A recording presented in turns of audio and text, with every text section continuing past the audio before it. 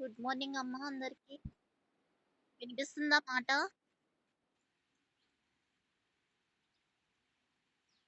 పిల్లలు అందరికి వినిపిస్తుందమ్మా? ఆ! ఆ! కొంచెం వర్షంగా ఉంది కదా! సిగ్నల్స్ ఏమన్నా కట్ అయినా కంగారు పడకండి.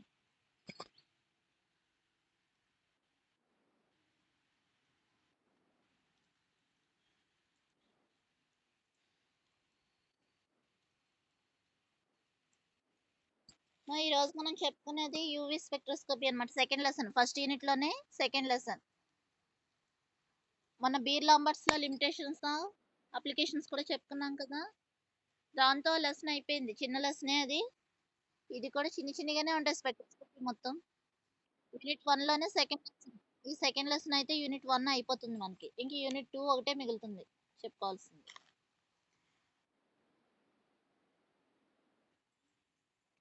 ఈరోజు పెడతానమ్మా.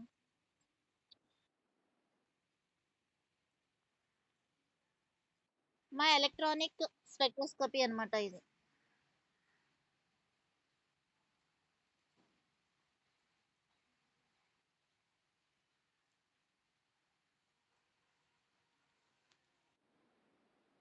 ఎలక్ట్రానిక్ వర్ణపటము ఈ లెసన్ పేరు.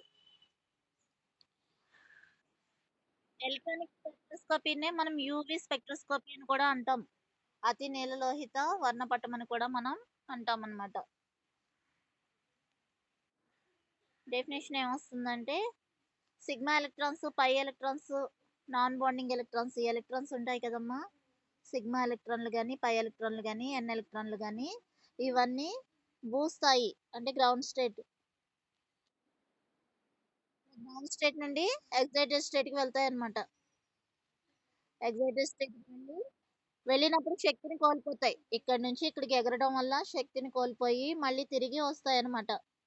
ఇలా వెళ్తాయి, మళ్ళీ శక్తిని కోల్పోయి ఎనర్జీ లాస్ అయ్యి మళ్ళీ క్రిందకు వస్తాయి. ఇలా వెళ్ళి రావడం వల్ల మనకు ఒక స్పెక్ట్రమ్ ఏర్పడింది చూసారు కదా! ఒక పీక్ ఏర్పడింది. ఇలా చాలా ఎలక్ట్రాన్స్ వెళ్ళడం వల్ల ఇలా మనకి స్పెక్ట్రమ్ కనిపిస్తుంది అనమాట. దీన్ని వర్ణపటం అంటాం. ఈ విధంగా మనకి కనిపించిన అన్ని వర్ణపటం అంటాం. ఇవి ఎలక్ట్రాన్స్ వల్ల ఇక్కడ వర్ణపటం అనేది ఏర్పడుతుంది. స్పెక్ట్రమ్ అనేది ఇక్కడ ఎలక్ట్రాన్స్ వల్ల ఏర్పడుతుంది కాబట్టి ఎలక్ట్రానిక్ స్పెక్ట్రోస్కోపీ అంటాం అనమాట. మా అందరి మ్యూట్ లో పెట్టుకోండి. దీన్ని ఎలక్ట్రానిక్ వర్ణపటం అని అంటాం. ఎలక్ట్రాన్స్ వల్ల ఇది వర్ణపటం ఏర్పడుతుంది. ఎలక్ట్రాన్స్ ఎగ్జైట్ అయ్యి మళ్ళీ గ్రౌండ్ స్టేట్ కి తిరిగి రావడం వల్ల మనకి స్పెక్ట్రమ్ అనేది ఇక్కడ ఏర్పడుతుంది అనమాట. సిగ్మా ఎలక్ట్రాన్స్, పై ఎలక్ట్రాన్స్, ఎన్ ఎలక్ట్రాన్స్ ఇందులో పార్టిసిపేట్ చేస్తాయి. ఇదంతా ఈ స్పెక్ట్రమ్ అంతా 2000 యాంగ్స్ట్రమ్స్ నుంచి 8000 యాంగ్స్ట్రమ్స్ తరంగదైర్ఘ్యం. తరంగదైర్ఘ్యం వాల్యూ 2000 నుండి 8000 యాంగ్స్ట్రమ్స్ మధ్య ఉండే వికిరణాలని ఉపయోగించుకొని ఈ ఎలక్ట్రాన్లు ఉద్రిక్త స్థితికి వెళ్తున్నాయి. ఇవి ఇక్కడికి వెళ్ళడానికి కావాల్సిన శక్తి ఇంకా లాంబ్డా 2000 టు 8000 యాంగ్స్ట్రమ్స్ వికిరణాలను ఉపయోగించుకుంటున్నాయి. రేడియేషన్స్ ని ఉపయోగించుకుని అవి ఎగ్జైటెడ్ స్టేట్ కి వెళ్తున్నాయి అనమాట. ఈ రేంజ్ లో ఉండే వాటిని కిరణాలను ఏమంటామంటే యూవీ రేస్ అంటాం మనం. అతి నీలలోహిత కిరణాలు అంటాం. కాబట్టి ఈ స్పెక్ట్రమ్ ని యూవీ స్పెక్ట్రోస్కోపీ అని కూడా మనం అనొచ్చు అనమాట. దీనికే మరొక పేరేంటి ఎలక్ట్రానిక్ స్పెక్ట్రోస్కోపీకి యూవీ స్పెక్ట్రోస్కోపీ, యూవీ వర్ణపటం లేకపోతే అతి నీలలోహిత వర్ణపటం అని కూడా అనొచ్చు మనం ఎలక్ట్రానిక్ స్పెక్ట్రోస్కోపీని. మొత్తానికి యూవీ వర్ణపటం మనకు కావాలంటే ఎలక్ట్రాన్స్ అనేవి ఎగ్జైట్ అవ్వాలి. కాబట్టి ఇది ఎలక్ట్రానిక్ వర్ణపటం అనమాట. అసలు ఈ యూవీ స్పెక్ట్రోస్కోపీని ఉపయోగించి దీని యూజ్ అనమాట. యూవీ స్పెక్ట్రోస్కోపీని ఉపయోగించి మనం కార్బన్ సమ్మేళనంలో ఏదైనా సంయుగ్మం ఉందా లేదా, కాంజుగేషన్ అనమాట. సంయుగ్మం ఏమన్నా ఉందా లేదా అనేది మనం తెలుసుకోవచ్చు. సంయుగ్మం అంటే ఒక సింగిల్ బాండు, ఒక double bond, single bond, double bond అలా ఉంటాయి. ఇటువంటి కాంజుగేషన్ అంటాం. ఇటువంటి కాంజుగేషన్ ఉందా లేదా అనేది మనకి యూవీ స్పెక్ట్రమ్ వల్ల మనకి తెలుస్తుంది అనమాట. అలాగే ఈ సంయుగ్మ బంధాలు ఎన్ని బంధాలు ఉన్నాయి, సంయుగ్మ బంధాలు ఎన్ని ఉన్నాయి, కాంజుగేటెడ్ బాండ్స్ ఎన్ని ఉన్నాయి అనేది మనం తెలుసుకోవచ్చు. కాంజుగేషన్ ఉందో లేదో తెలుసుకోవచ్చు. కాంజుగేటెడ్ బాండ్స్ ఎన్ని ఉన్నాయి, హౌ మెనీ కాంజుగేటెడ్ బాండ్స్ కూడా మనం చెప్పొచ్చు అనమాట. అలాగే ఆల్ఫా బీటా అసంతృప్త కార్బన్ సమ్మేళనాలను కూడా మనం గుర్తించవచ్చు. Alpha beta unsaturated carbonyl compounds. Alpha beta అసంతృప్త కార్బోనైల్ సమ్మేళనాలను కూడా మనం గుర్తుపట్టవచ్చు అనమాట యూవి స్పెక్ట్రోస్కోపీ ద్వారా. ఇందులో కార్బోనైల్ గ్రూప్ ఉందా లేదా ఈ స్పెక్ట్రమ్ చూసి మనం చెప్పొచ్చు. ఈ 3 యూజెస్ అనమాట. సంయుగ్మం ఉందో లేదో తెలుసుకొనవచ్చు, సంయుగ్మ బంధాలు ఎన్ని ఉన్నాయో చెప్పొచ్చు, ఆల్ఫా బీటా అసంతృప్త కార్బోనైల్ సమ్మేళనాలు ఉన్నాయో లేదో మనం చెప్పొచ్చు. ఇలా దీని యొక్క యూవి స్పెక్ట్రోస్కోపీ యొక్క యూజ్ అది. అసలు ఈ అనువర్ణపటం ఎలా ఏర్పడుతుంది, ఈ స్పెక్ట్రమ్ అనేది ఎలా ఫామ్ అవుతుంది, ఇంతకుముందు మీకు చెప్పిందే. విద్యుదయస్కాంత వికిరణాలని మనం పదార్థం పైకి పంపిస్తాం. ఏదైనా ఒక మెటీరియల్ పైకి మనం ఈ రేడియేషన్ని పదార్థం పైకి మనం పంపిస్తాం అనమాట.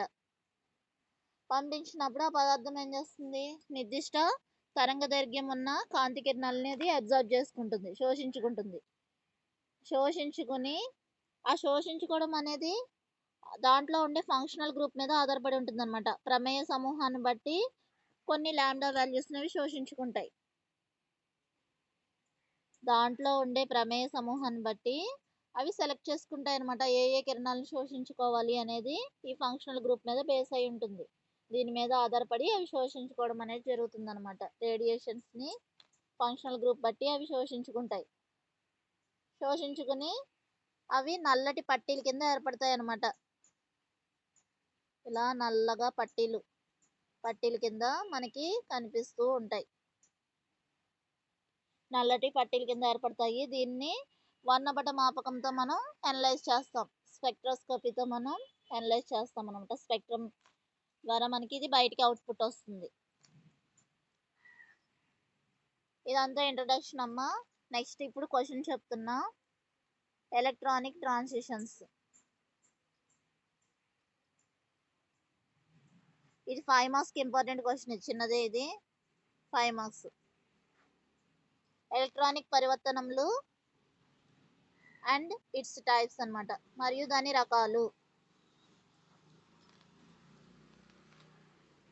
మామూలుగా ఎలక్ట్రానిక్ స్పెక్ట్రోస్కోపీ ఎలా ఏర్పడుతుంది, ఏదైనా ఎలక్ట్రాన్స్ కాంతి కిరణాలను శోషించుకుని ఒక ఆర్బిటాల్ నుండి ఇంకొక ఆర్బిటాల్లోకి వెళ్ళడం వల్ల, ఇక్కడ నుంచి ఎనర్జీని గ్రహించి పైకి జంప్ చేయడం వల్ల మళ్ళీ ఎనర్జీని లాస్ అయ్యి క్రిందకి రావడం వల్ల మనకి ఎలక్ట్రానిక్ పరివర్తనం అనేది జరుగుతుంది.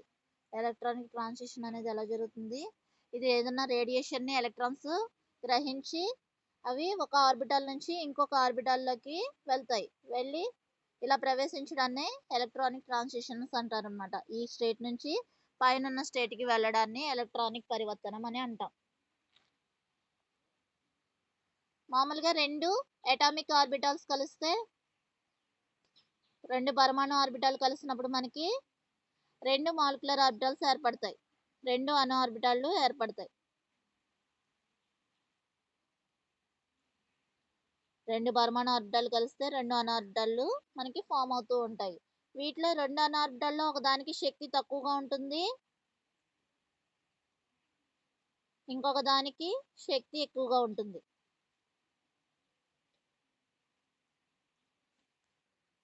శక్తి తక్కువగా ఉంటుంది, దీనికి శక్తి ఎక్కువగా ఉంటుంది.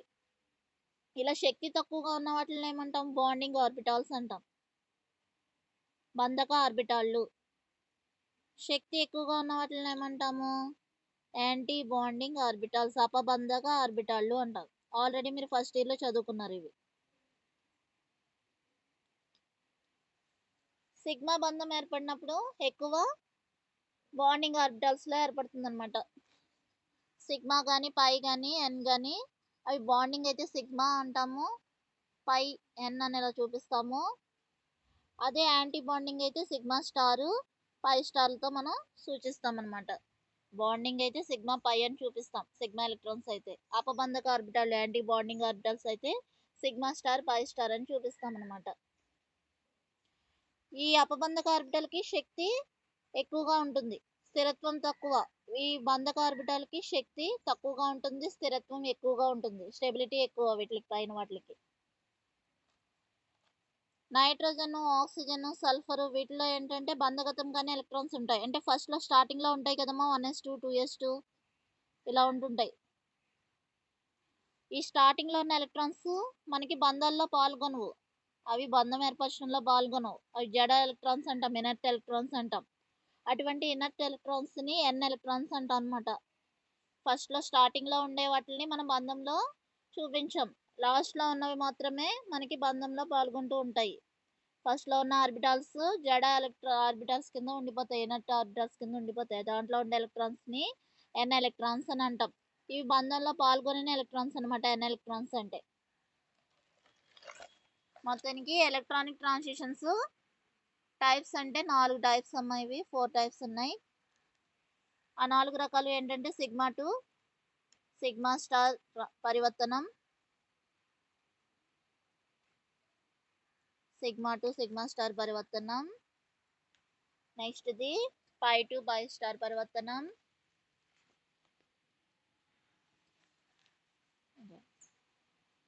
ఎన్ టు సిగ్మా స్టార్ అవుతుంది, ఎన్ టు సిగ్మా స్టార్ పరివర్తనం, మూడోదేమో పై టు పై స్టార్ పరివర్తనం,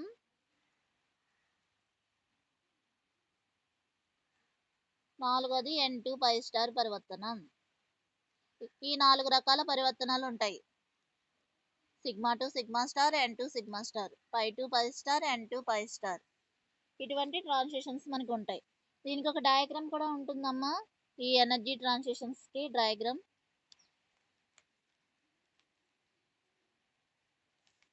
ఇటువైపు శక్తి పెరుగుదల చూపిస్తుంది, ఎనర్జీ అనేది క్రింద నుంచి పైకి పెరుగుతుంది అనమాట. ఇవి సిగ్మా ఎలక్ట్రాన్స్, ఇవి పై ఎలక్ట్రాన్స్, ఇవి ఎన్ ఎలక్ట్రాన్స్, ఇవి పై స్టార్ ఎలక్ట్రాన్స్, ఇవి సిగ్మా స్టార్ ఎలక్ట్రాన్స్.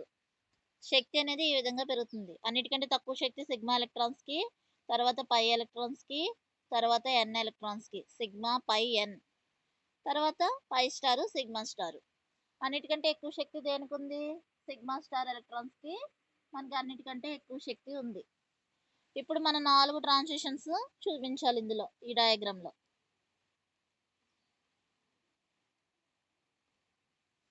ఫస్ట్ ఏంటి, sigma to sigma star transition. ఇది సిగ్మా, ఇది సిగ్మా స్టార్, కాబట్టి ఇక్కడ నుంచి యారో మీరు ఇక్కడ వరకు యారో పెట్టాలి. Sigma to sigma star transition ఇది. తర్వాతదేంటి, ఎన్ టు ఎన్ అంటే ఇది, ఈ లెవెల్ నుంచి N to sigma star transition,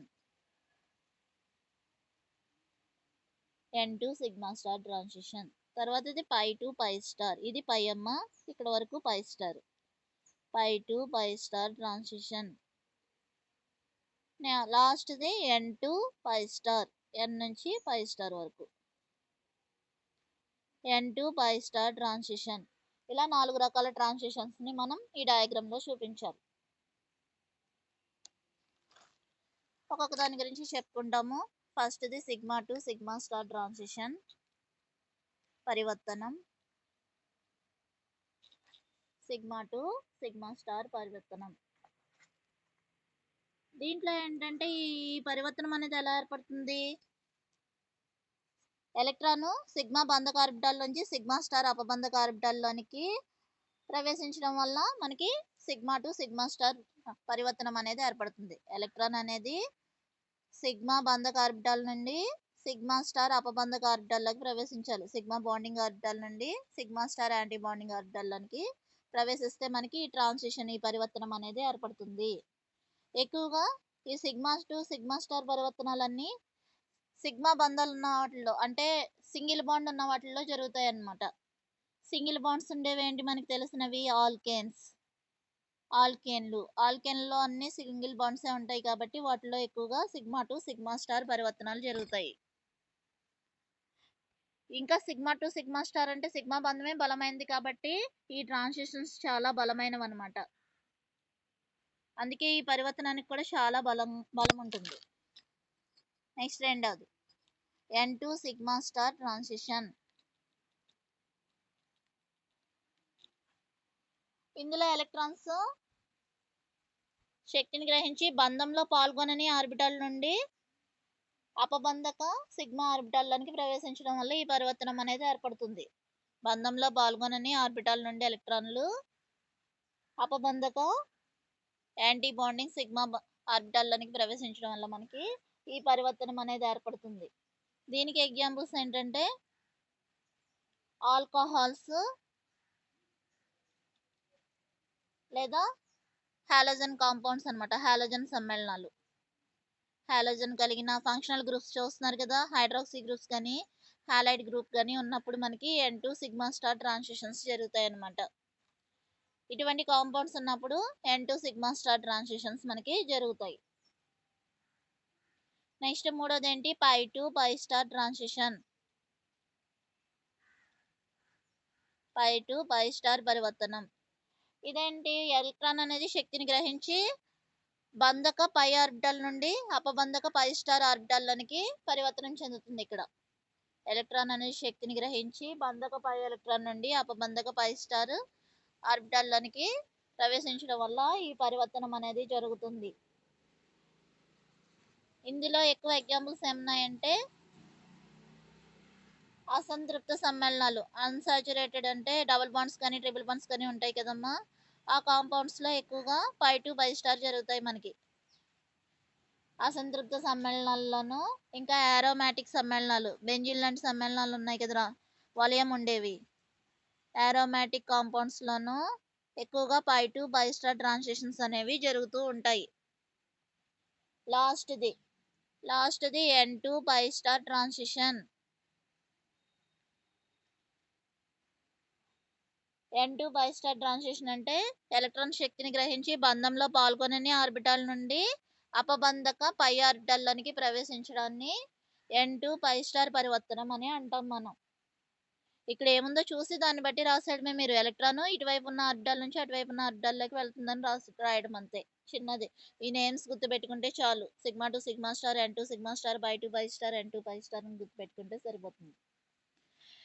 electron అనేది ఇప్పుడు ఎక్కడి నుంచి ఎక్కడికి వెళ్తుంది, బంధంలో పాల్గొనే ఆర్బిటాల్ నుండి అపబంధక పై స్టార్ ఆర్బిటాల్లోనికి ప్రవేశిస్తుంది. ఇటువంటి వాటిని N2 π స్టార్ పరివర్తనం అని అంటాం మనం. ఎగ్జాంపుల్స్ ఏంటంటే కీటోన్స్ అన్నమాట. Ketones RC double bond O R dash. ఇలా కీటోన్స్ లో మనకి ఎక్కువగా N2 π స్టార్ ట్రాన్సిషన్స్ అనేవి జరుగుతూ ఉంటాయి. మొత్తానికి ఎలక్ట్రానిక్ పరివర్తనాలు జరగడానికి కావాల్సిన శక్తి పరిమాణం ఉంటుంది కదా, ఆ శక్తి యొక్క ఆర్డర్ అన్నమాట. ఈ 4 పరివర్తనాలు జరగడానికి కావాల్సిన శక్తి యొక్క ఆర్డర్, ఎనర్జీ క్రమం అన్నమాట, శక్తి క్రమం. Sigma to sigma star. Sigma నుంచి సిగ్మా స్టార్ అంటే ఈ క్రింద నుంచి పై వరకు వెళ్తుంది, కనిపిస్తుంది కదా డయాగ్రామ్ లో. అంటే దీనికి ఎక్కువ శక్తి కావాలి, ఇంత దూరం వెళ్ళాలంటే, ఇక్కడ నుంచి ఇంత దూరం ఎగరాలంటే దానికి బాగా శక్తి కావాలి. కాబట్టి సిగ్మా టు సిగ్మా స్టార్ కి ఎనర్జీ అన్నిటికంటే ఎక్కువ కావాలి. తర్వాతది ఇది కొంచెం పొడవుగా ఉంది. Next N2 sigma star. Next కొంచెం పొడవుగా ఉన్నది ఇది π2 π స్టార్. Next N2 π star. ఇలా ఈ ఎనర్జీ శక్తి పరిమాణాన్ని ఉపయోగించుకొని అవి పరివర్తనాలు జరుపుకుంటాయి అన్నమాట. అన్నిటికంటే ఎక్కువ సిగ్మా టు సిగ్మా స్టార్ పరివర్తనం జరగడానికి ఎక్కువ శక్తి అవసరం. తర్వాత N2 సిగ్మా స్టార్, తర్వాత π2 π స్టార్, తర్వాత N2 π స్టార్ పరివర్తనం. ఈ విధంగా శక్తి ఆర్డర్ అనేది ఉంటుంది. మామూలుగా యూవి వికిరణాలు కావాల్సిన శక్తి కేవలం π2 π స్టార్ మరియు N2 π స్టార్ పరివర్తనాలకు మాత్రమే సరిపోతుంది అనమాట. మనకి యూవి వికిరణాలు, యూవి రేంజ్ లో ఉండే వికిరణాలు గ్రహించడం వల్ల వచ్చే శక్తి π2 π స్టార్, N2 π స్టార్, ఈ రెండు పరివర్తనాలు జరపడానికి మాత్రమే శక్తి సరిపోతుంది. కాబట్టి ఎక్కువగా యూవి వర్ణపటంలో మనకి ఈ రెండు ట్రాన్సిషన్స్ మనకి ఎక్కువగా కనిపిస్తాయి. π2 π స్టార్, N2 π స్టార్ పరివర్తనాలు మనకి యూవి స్పెక్ట్రమ్ లో మనకి ఎక్కువగా కనిపిస్తూ ఉంటాయేమో. ఇది యూవి స్పెక్ట్రోస్కోపీ. మామూలుగా ఇందులో ఎలక్ట్రాన్స్ అనేవి ట్రాన్సిషన్స్ లో పార్టిసిపేట్ చేస్తాయి అనమాట, అందుకని స్పెక్ట్రమ్ అనేది ఏర్పడుతుంది. కాబట్టి దీన్ని ఎలక్ట్రానిక్ స్పెక్ట్రోస్కోపీ అంటాం. ఎక్కువగా ఈ రేంజ్ లో ఉన్న రేడియేషన్స్ ని అవి గ్రహిస్తాయి, వికిరణాలని గ్రహిస్తాయి. 2000 to 8000 ఈ రేంజ్ లో ఉన్న వికిరణాలు అంటే యూవి రేస్ అనమాట. అవి కాబట్టి దీన్ని యూవి స్పెక్ట్రోస్కోపీ అని కూడా అంటాము. ఇవి సంయుగ్మల్ని గుర్తించడానికి ఉపయోగపడతాయి. ఎన్ని బంధాలు ఉన్నాయి అనేది కూడా చెప్తుంది. ఇంకా ఆల్ఫా బీటా అసంతృప్త కార్బోనైల్ సమ్మేళనాలను కూడా మనం గుర్తుపట్టవచ్చు. ఇంకా ఈ అనువర్ణ పటం అసలు ఎలా ఏర్పడుతుందంటే రేడియేషన్ గ్రహించి మెటీరియల్ పదార్థం పైకి రేడియేషన్ పంపించినప్పుడు అది కొన్ని లాంబ్డా వాల్యూస్ ఉన్న రేస్ ని అబ్జర్వ్ చేసుకుని మనకి స్పెక్ట్రమ్ అనేది ఇస్తుంది. ఆ అబ్జర్వ్ చేసుకోవడం అనేది ప్రమేయ సమూహం మీద ఆధారపడి ఉంటుంది అనమాట. ఎలక్ట్రానిక్ ట్రాన్సిషన్స్ పరివర్తనాలు. ఎలక్ట్రానిక్ పరివర్తనం అంటే ఏదైనా ఒక ఎలక్ట్రాన్ ఒక ఆర్బిటాల్ నుండి వేరే ఆర్బిటాల్లోనికి వెళ్ళడాన్ని మనం ఎలక్ట్రానిక్ పరివర్తనం అంటాం. రెండు పరమాణు ఆర్బిటాలు కలిస్తే రెండు అణు ఆర్బిటాలు ఏర్పడతాయి. ఉదాహరణకు శక్తి తక్కువగా ఉంటుంది, ఉదాహరణకు శక్తి ఎక్కువగా ఉంటుంది. శక్తి తక్కువగా ఉన్నదాన్ని బంధక ఆర్బిటాల్ అంటాము, ఎక్కువగా ఉన్నదాన్ని అపబంధక ఆర్బిటాల్ అంటాం. ఎక్కువగా సిగ్మా పై అయితే బాండింగ్, సిగ్మా స్టార్ బై స్టార్లని యాంటీ బాండింగ్ ఆర్బిటాల్స్ అంటాం మనం. నైట్రోజన్, ఆక్సిజన్, సల్ఫర్ వీటిల్లో కొన్ని ఎలక్ట్రాన్స్ బంధంలో పాల్గొనవు, ఇనర్ట్ ఎలక్ట్రాన్స్ ఉంటాయి. ఆ ఇనర్ట్ ఎలక్ట్రాన్స్ ని ఎన్ ఎలక్ట్రాన్స్ అంటాం అనమాట. అలాగే ఎలక్ట్రానిక్ పరివర్తనాలు 4 రకాలు. Sigma to sigma star, n to sigma star, pi to pi star, n to pi star, ఇలా 4 రకాలు. ఆ 4 రకాలని మనం డయాగ్రామ్ లో చూపించాము. అన్నిటికంటే శక్తి తక్కువ ఉన్నది సిగ్మా, తర్వాత పై, ఎన్, పై స్టార్, ఎన్ స్టార్. ఈ 4 ట్రాన్సిషన్స్ గురించి చెప్పినప్పుడు ఎలక్ట్రాన్స్ ఇటువైపు ఏది ఉందో దాని నుంచి దాంట్లోకి వెళ్తుందని చెప్తాం అంతే.